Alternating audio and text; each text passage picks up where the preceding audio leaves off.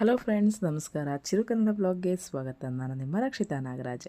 ಇವತ್ತು ಉತ್ತರ ಕರ್ನಾಟಕದ ಸ್ಟೈಲ್ನಲ್ಲಿ ಯಾವ ರೀತಿ ಶೇಂಗಾ ಚಟ್ನಿನ ಮಾಡ್ಕೊಬೋದು ಅಂತ ತೋರಿಸ್ಕೊಡ್ತಾ ಇದ್ದೀನಿ. ಇದು ದೋಸೆಗಾಗಿರ್ಬೋದು, ಇಡ್ಲಿಗಾಗಿರ್ಬೋದು, ಊಟದ ಜೊತೆಗಾಗಿರ್ಬೋದು, ಚಪಾತಿಗಾಗಿರ್ಬೋದು, ರೊಟ್ಟಿಗಾಗಿರ್ಬೋದು ತುಂಬಾ ರುಚಿಯಾಗಿರುತ್ತೆ.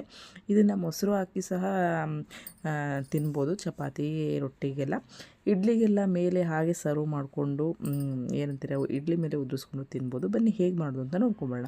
ಈಗ ಒಂದು ಅರ್ಧ ಕಪ್ನಷ್ಟು ನಾನು ಹುರ್ಗಡ್ಲೆನ ತೊಗೊಂಡಿದ್ದೀನಿ. ಇದನ್ನು ಚೆನ್ನಾಗಿ ರುಬ್ಕೊಂಬರಬೇಕು. ನೀವು ಈ ಶೇಂಗಾ ಚಟ್ನಿ ಮಾಡೋದಾದರೆ ಸ್ವಲ್ಪ ಹುರ್ಗಡ್ಲೆನ ಕಮ್ಮಿನೇ ಹಾಕ್ಕೊಳ್ಳಿ. ಹುರ್ಗಡ್ಲೆ ಆಗಿರ್ಬೋದು, ಪುಟಾಣಿ ಆಗಿರ್ಬೋದು. ಉತ್ತರ ಕರ್ನಾಟಕದ ಸೈಡು ಪುಟಾಣಿ ಅಂತ ಹೇಳ್ತಾರೆ. ಇದನ್ನು ಒಂದು ಅರ್ಧ ಕಪ್ನಷ್ಟು ತೊಗೊಂಡಿದ್ದೀನಿ. ಇದನ್ನು ನೈಸಾಗಿ ರುಬ್ಕೊಂಬರಬೇಕು. ನಾನು ಆದಷ್ಟು ಕಮ್ಮಿನೇ ತೊಗೊಂಡಿದ್ದೀನಿ. ಶೇಂಗಾ ಒಂದು 4 ಕಪ್ನ ಶೇಂಗಾ ತೊಗೊಂಡ್ರೆ ಅದಕ್ಕೆ ಒಂದು ಅರ್ಧ ಕಪ್ನಷ್ಟು ನಾನು ಪುಟಾಣಿನ ತೊಗೊಂಡಿದ್ದೀನಿ. ನೋಡಿ, ಈಗ ಇದು ಒಂದು 4 ಕಪ್ನಷ್ಟು ಇದೆ. ನಿಮಗೆ ಅಳತೆ ರೀತಿಯಲ್ಲಿ ಹೇಳ್ತಾ ಇದ್ದೀನಿ. ಒಂದು 4 ಕಪ್ನಷ್ಟು ನಾನು ಹುರಿದು ಚೆನ್ನಾಗಿ ಸಿಪ್ಪೆ ತೆಗೆದು ರೆಡಿ ಮಾಡಿ ಇಟ್ಕೊಂಡಿದ್ದೀನಿ. ನೀವು ಸಹ ಅದೇ ರೀತಿಯಲ್ಲೇ ಮಾಡ್ಕೊಳ್ಬೇಕಾಗತ್ತೆ. ಇದನ್ನು ಸಹ ಚೆನ್ನಾಗಿ ರುಬ್ಕೊಂಬರಬೇಕು. ಬಟ್ ಇದಕ್ಕೆ ಸ್ವಲ್ಪ ನಾವು ಕರಿಬೇವನ್ನ ಆ್ಯಡ್ ಮಾಡ್ಕೊಳ್ಳೋಣ. ಒಂದು ಕೈ ಹಿಡಿಯೋಷ್ಟು ಕರಿಬೇವನ್ನ ಹಾಕ್ಕೊಳ್ಳೋಣ. ಕರಿಬೇವನ್ನ ಹಾಕ್ಕೊಂಡಾದಮೇಲೆ ನಾವು ಈಗ ಸ್ವಲ್ಪ ಒಂದು 20-25 ಬೆಳ್ಳುಳ್ಳಿನ ಹಾಕ್ಕೊಳ್ಳೋಣ. ಇದು ಸಿಪ್ಪೆನ ತೆಗೆದುಬಿಟ್ಟು ರೆಡಿ ಮಾಡಿ ಇಟ್ಕೊಂಡಿದ್ದೀನಿ. ಸಿಪ್ಪೆನೂ ಸಹ ಬೆಳ್ಳುಳ್ಳಿನೂ ಸಹ ಇದಕ್ಕೆ ಆ್ಯಡ್ ಮಾಡ್ಕೊಳ್ತೀನಿ. ಈಗ ರುಚಿಗೆ ತಕ್ಕಷ್ಟು ಉಪ್ಪನ್ನು ಆ್ಯಡ್ ಮಾಡ್ಕೊಳ್ಳೋಣ. ಇದಕ್ಕೆ ಸ್ವಲ್ಪ ಜೀರಿಗೆನ ಆ್ಯಡ್ ಮಾಡ್ಕೊಳ್ಳೋಣ. ಇದಕ್ಕೆ ಜೀರಿಗೆ ಹಾಕಿದ್ರೆ ತುಂಬಾ ಟೇಸ್ಟ್ ಬರುತ್ತೆ ಅಂತಲೇ ಹೇಳ್ಬೋದು. ಸ್ವಲ್ಪ ಜೀರಿಗೆನ ಹಾಕ್ಕೊಳ್ಳೋಣ. ಜೀರಿಗೆ ಹಾಕ್ಕೊಂಡು ನಿಮಗೆ ರುಬ್ಕೊಂಬಂದು ಹೇಗಾಗಿದೆ ಅಂತ ಹೇಳಿ ನಾನು ನಿಮಗೆ ತೋರಿಸ್ತೀನಿ. ಅಂದರೆ ನಿಮಗೆ ಸ್ವಲ್ಪ ನೈಸಾಗಿ ರುಬ್ಬಬೇಕಾಗತ್ತೆ.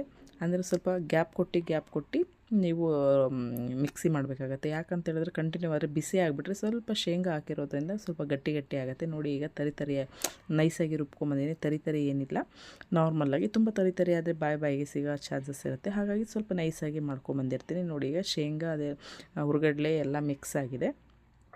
ಪುಡಿ ಎಲ್ಲ ಮಿಕ್ಸ್ ಆಗಿದೆ. ಇದಕ್ಕೆ ರುಚಿಗೆ ತಕ್ಕಷ್ಟು ನಿಮಗೆ ಎಷ್ಟು ಖಾರ ಬೇಕು, ಅಂದರೆ ನಿಮ್ಮ ಮನೆಯಲ್ಲಿ ಎಷ್ಟು ಖಾರ ತಿಂತಾರೆ ಅಂತ ನೋಡಿಕೊಂಡು ನೀವು ಖಾರನ ಆ್ಯಡ್ ಮಾಡ್ಕೊಳ್ಬೇಕಾಗತ್ತೆ. ನಾನು ಈಗ ತೋರಿಸ್ತಿದ್ದೀನಿ ಅದೇ ಸ್ಪೂನಲ್ಲಿ 1.5 ಸ್ಪೂನು ಖಾರ ಪುಡಿನ ಇದಕ್ಕೆ ಆ್ಯಡ್ ಮಾಡ್ಕೊಳ್ತಾ ಇದ್ದೀನಿ. ಬೇರೆ ಯಾವುದೇ ರೀತಿ ಮಸಾಲೆನ ಇದರಲ್ಲಿ ಆ್ಯಡ್ ಮಾಡುವಾಗಿಲ್ಲ. ಆವಾಗ ಖಾರ ಪುಡಿ ಹಾಕಿದ್ರೆ ಅಷ್ಟೇ ಟೇಸ್ಟ್ ಚೆನ್ನಾಗಿ ಬರುತ್ತೆ ಅಂತಲೇ ಹೇಳ್ಬೋದು. ಮತ್ತು ಒಂದು ದಪ್ಪ ನಿಂಬೆಹಣ್ಣಿನ ಗಾತ್ರದಲ್ಲಿ ಬೆಲ್ಲನೂ ಸಹ ಹಾಕ್ಕೊಂಡು ರುಬ್ಕೊಂಬಂದಿದ್ದೀನಿ. ಅಂದರೆ ಬೆಲ್ಲ ಹಾಕಿದ್ರೇ ಟೇಸ್ಟ್ ಅಂತಲೇ ಹೇಳ್ಬೋದು ಚಟ್ನಿ ಪುಡಿಗಳಿಗೆ. ನೋಡಿ, ಈಗ ನಾನು ತರಿಯಾಗಿ ರುಬ್ಕೊಂಬಂದಿದ್ದೀನಿ. ನೀವು ಮಿಕ್ಸಿ ಮಾಡಿದ ನಂತರ ಸ್ವಲ್ಪ ಪ್ಲೇಟಲ್ಲಿ ಹಾಕಿ ಅದನ್ನು ತೆಗೆದಿಡಬೇಕಾಗತ್ತೆ ಸ್ವಲ್ಪ ಗಾಳಿಗೆ. ಯಾಕಂತೇಳಿದರೆ ಬಿಸಿದಿನ್ನೇ ನಾವು ಬಾಕ್ಸಿಗೆ ಹಾಕಿ ತೆಗೆದಿಟ್ಬಿಟ್ರೆ ಹಾಳಾಗೋ ಚಾನ್ಸಸ್ ಇರುತ್ತೆ. ಹಾಗಾಗಿ ಸ್ವಲ್ಪ ಅದನ್ನೆಲ್ಲ ಹುಡಿಯಾಗಿ ಮಿಕ್ಸ್ ಮಾಡಿ ಸ್ವಲ್ಪ ಗಾಳಿಯಲ್ಲಿ ತೆಗೆದಿಟ್ಟರೆ ಸ್ವಲ್ಪ ಡ್ರೈ ಆಗಿರುತ್ತೆ. ಆಗ ನೀವು ಬೇಕಾದ್ರೆ ಹೊರಗೆ ಇಟ್ಕೊಂಡು ಯೂಸ್ ಮಾಡ್ಕೊಳ್ಬೋದು. ನೀವು ಇದನ್ನು ಒಂದು 15 ದಿನ, ತಿಂಗಳವರೆಗೂ ಸಹ ಇಟ್ಟು ಜಾಸ್ತಿ ಮಾಡಿಕೊಂಡು ಯೂಸ್ ಮಾಡ್ಬೋದಾಗಿದೆ. ಇದು ಯಾವುದೇ ರೀತಿ ಹಾಳಾಗೋ ಚಾನ್ಸಸ್ ಏನು ಇರೋದಿಲ್ಲ. ತುಂಬಾ ಚೆನ್ನಾಗಿರುತ್ತೆ. ನೀವು ಬಿಸಿ ಅನ್ನಕ್ಕೂ ಮೊಸರು ಹಾಕ್ಕೊಂಡು ಅನ್ನ ಹಾಕ್ಕೊಂಡು ತಿಂದರೂ ತುಂಬ ಚೆನ್ನಾಗಿರುತ್ತೆ. ಮತ್ತು ಉಪ್ಪಿಟ್ಟು ಮೇಲೂ ಸಹ ಹಾಕ್ಕೊಂಡು ತಿನ್ಬೋದು. ತುಂಬಾ ರುಚಿಯಾಗಿರುತ್ತೆ. ಒಂದು ಸರಿ ಟ್ರೈ ಮಾಡಿ. ಉತ್ತರ ಕರ್ನಾಟಕದ ಶೇಂಗಾ ಚಟ್ನಿನ ಹೇಗೆ ಬಂದಿದೆ ಅಂತ ಕಮೆಂಟ್ ಮಾಡಿ. ಮತ್ತು ಯಾರು ನನ್ನ ವಿಡಿಯೋ ನೋಡ್ತಿದ್ದೀರಾ ಪ್ಲೀಸ್ ಸಬ್ಸ್ಕ್ರೈಬ್ ಮಾಡ್ಕೊಳ್ಳಿ, ಸಪೋರ್ಟ್ ಮಾಡಿ. ನಿಮ್ಮ ಫ್ಯಾಮಿಲಿ ಫ್ರೆಂಡ್ಸ್ಗೆ ಈ ವಿಡಿಯೋನ ಶೇರ್ ಮಾಡಿ. ಓಕೆ ಫ್ರೆಂಡ್ಸ್, ಮತ್ತೊಂದು ವಿಡಿಯೋದೊಂದಿಗೆ ನಿಮ್ಮ ಮುಂದೆ ಬರ್ತೀನಿ. ಅಲ್ಲಿವರೆಗೂ ನಮಸ್ಕಾರ.